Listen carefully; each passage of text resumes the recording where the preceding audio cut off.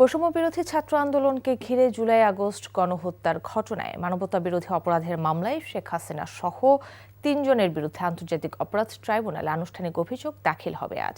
এর মাধ্যমে শেখ হাসিনার বিরুদ্ধে ট্রাইব্যুনালে বিচার প্রক্রিয়া শুরু হতে যাচ্ছে। আনুষ্ঠানিক অভিযোগ দাখিলের এই প্রক্রিয়া ট্রাইব্যুনালের অনুমতির সাপেক্ষে বাংলাদেশ টেলিভিশনে সরাসরি সম্প্রচার করা হবে।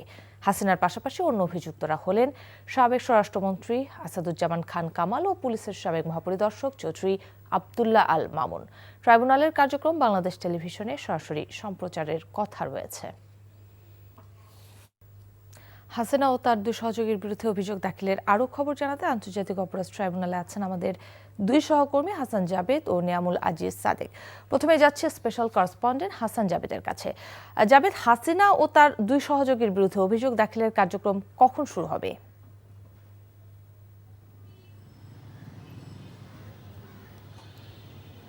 কাকলি, আজকে জানেন যে জুলাই আগস্ট যে নির্বিচারে যে হত্যাযজ্ঞ হয়েছিল, সেই হত্যাযজ্ঞের সুপিরিয়র কমান্ড রেসপন্সিবিলিটি হিসাবে সাবেক প্রধানমন্ত্রী শেখ হাসিনা, সাবেক স্বরাষ্ট্রমন্ত্রী আসাদুজ্জামান খান কামাল এবং পুলিশের যে আইজিপি ছিলেন চৌধুরী আব্দুল্লাহ আল মামুন, এই 3 জনের বিরুদ্ধে আজকে আনুষ্ঠানিক অভিযোগপত্র ট্রাইব্যুনালে দাখিল করতে যাচ্ছে প্রসিকিউশন। আমরা কিছুক্ষণ আগে যে জিনিসটা জানতে পেরেছি প্রসিকিউশনের পক্ষ থেকে, তারা বলেছে যে আজকে ট্রাইব্যুনাল বিচার কাজ শুরু হবে বেলা 12টায়, অর্থাৎ 12টার সময়ই তারা কিন্তু এই চূড়ান্ত যে তদন্ত প্রতিবেদনটা, ফর্মাল চার্জটা, সেটা তারা দাখিল করবে। এবং এই ফর্মাল চার্জে আমরা যতটুকু জানতে পেরেছি, এর আগেই চিফ প্রসিকিউটর তাজুল ইসলাম জানিয়েছিলেন গত 12ই মে যখন তদন্ত সংস্থা তাদের কাছে এই তদন্ত প্রতিবেদন জমা দেয়, তখনই বলেছিল যে মোট 5টি অভিযোগ আনা হয়েছে শেখ হাসিনা সহ এই 3 জনের বিরুদ্ধে।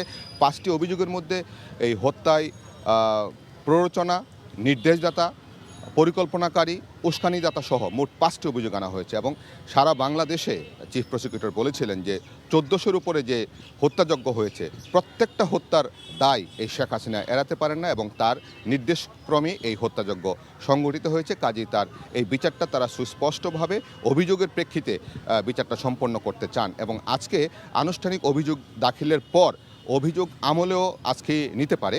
তারপর যেটা হবে, অভিযোগ গঠনের উপর শুনানি হবে। অভিযোগ গঠন করার পর যখন বিচার শুরু হবে, ওইটাই হবে আসলে আনুষ্ঠানিক বিচার শুরু।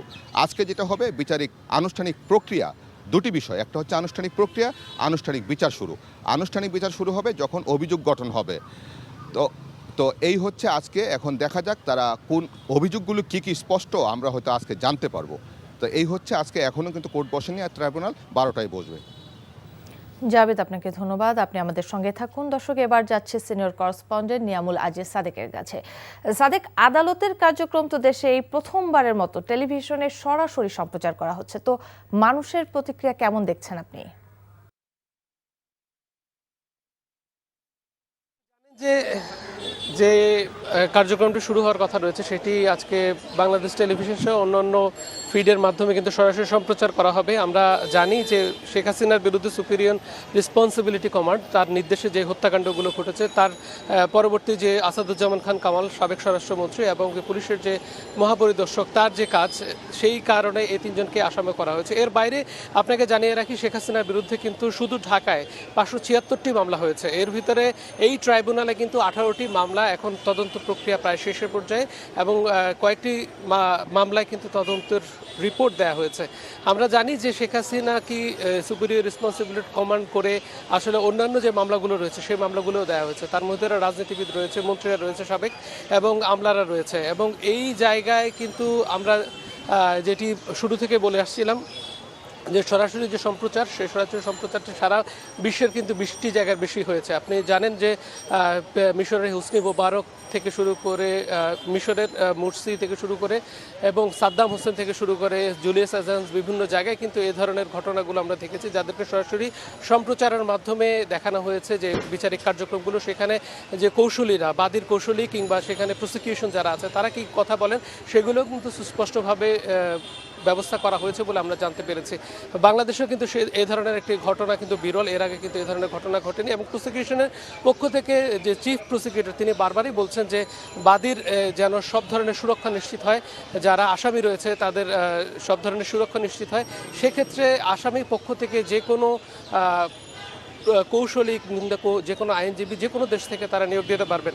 তো এখন পর্যন্ত শুরু হয়নি মামলার কার্যক্রম, আপনাকে নিশ্চয়ই পরবর্তী কার্যক্রম জানিয়ে দেওয়ার চেষ্টা করব।